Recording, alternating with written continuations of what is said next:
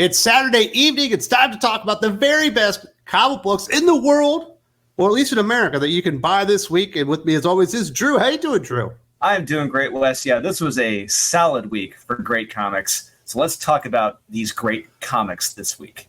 First of all, DC just had a nice, solid week all around. More books to recommend than any other publisher out there.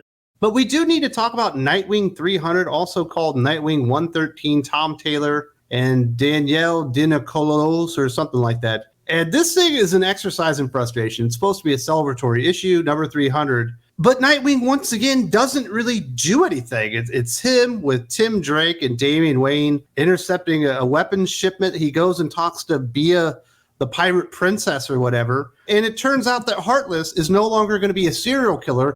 He's actually, because Nightwing hasn't captured him and hasn't appeared to try to capture him for a couple of years now, is building up his own army. I'm sorry, I don't know if you're showing me or you're talking about this, but I'm laughing right now because this whole run has been a joke.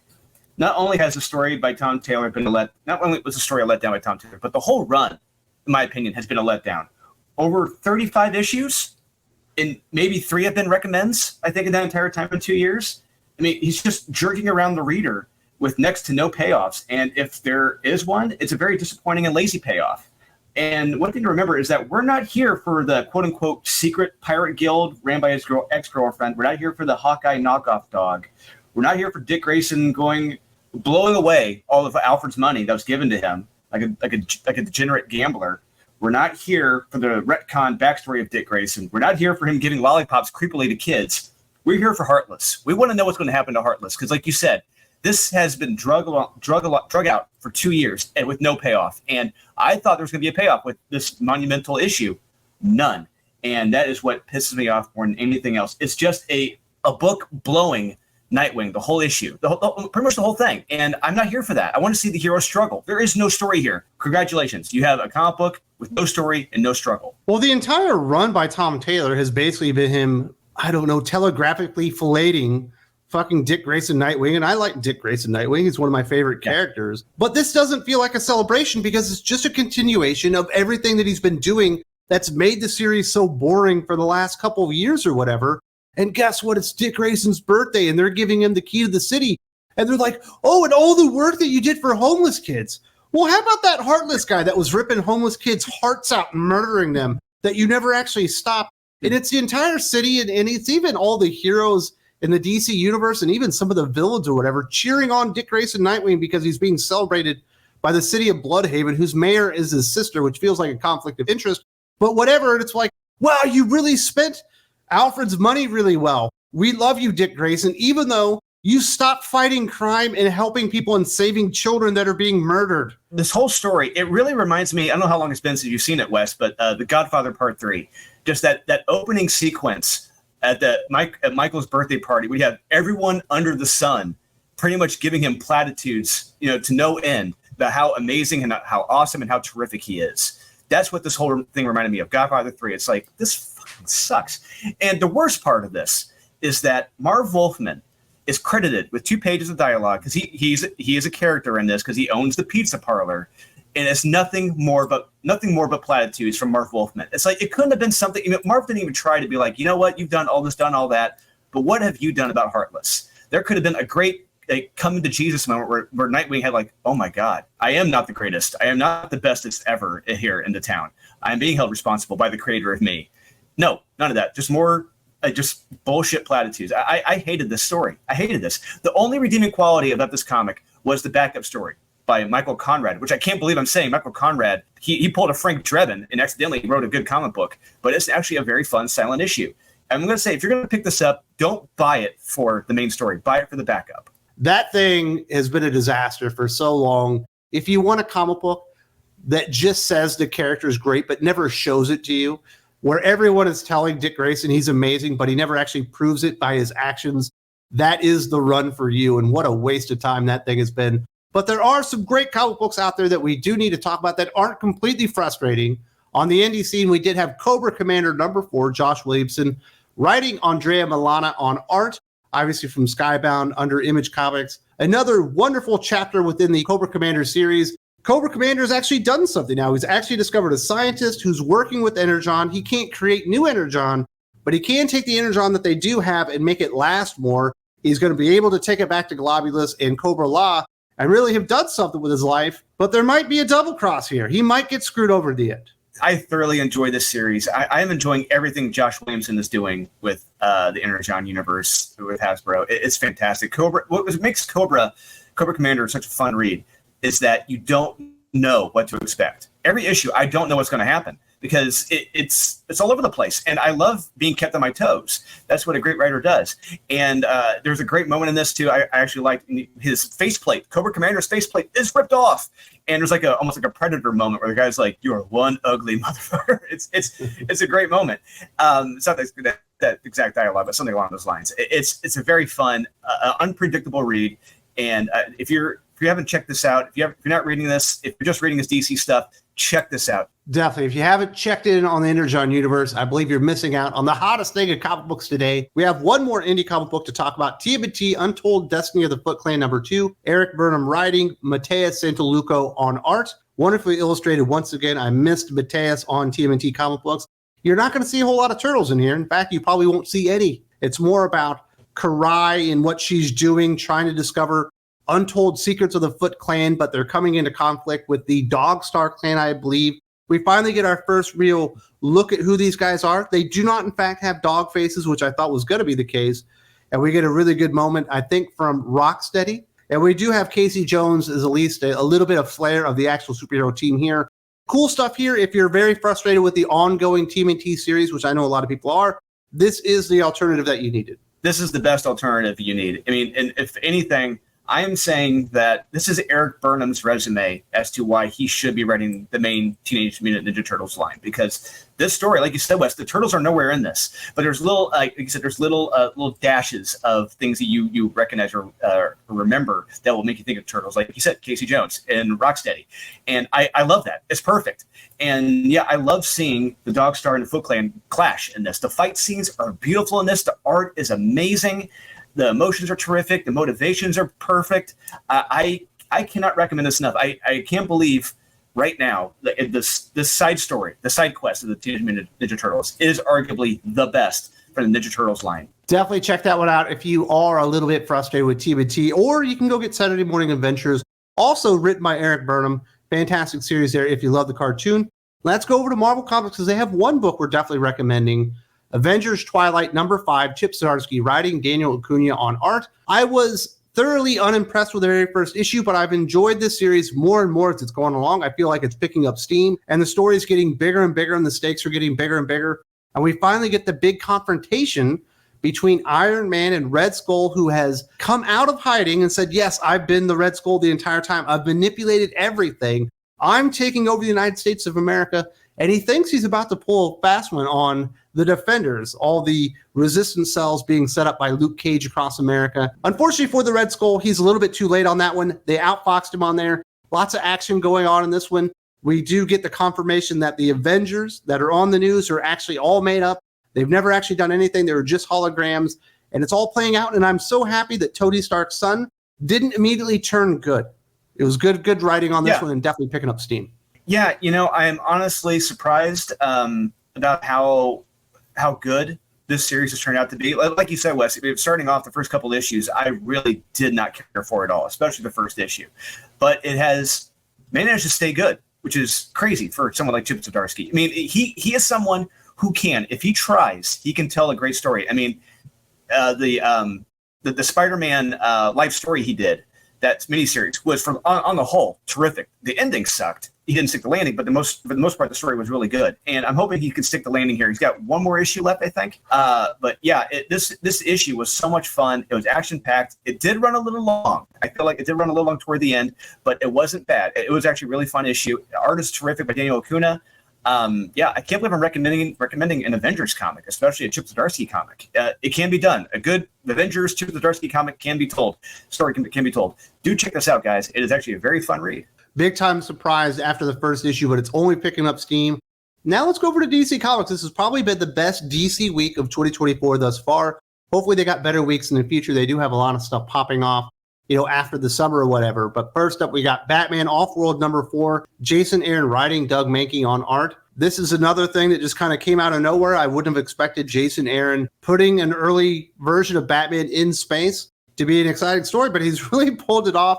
The Doug Mankey art obviously is selling it, but now we have Batman knowing that he needs to return to Gotham, that they don't have their protector, but now that he knows all the slavery and things that are going off in the Slag Galaxy, what's happening there, he knows he has to go out there and do something about it. And he's going world to world basically by himself, freeing slaves. We get a lot more information on the Black Sun mining twins or whatever they are. They pulled out a really cool looking villain that I've never seen before. A combination of like a Thanagarian with Bloodshot. That's kind of the way it looks. Very, very intimidating stuff. They pulled that one off well. Congratulations, Jason Aaron. Yeah, it's like I'm going to quote a character from the movie American Beauty. Congratulations, you haven't screwed up once. And yeah, he's doing a good job in this series. I mean, the only downside to this series was the delay between issues, because the last issue that came out was back in January, February. It's been several months since the last issue came out, so I'm hoping people do remember this series and are going to check this out. But like you said, Doug Mankey's art in this is so beautiful, and how he draws that this big badass villain. He is amazing looking. I want the action figure of this character. He is, as to quote Batman and Robin, he's toyetic. I love it.